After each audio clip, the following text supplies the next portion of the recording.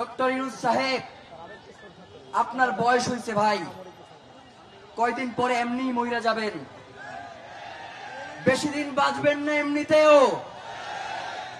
অন্তত জীবনে যত যা অর্জন করছেন সেইটাকে এই ঘটনা দিয়ে ম্লান কইরা দিয়েন না।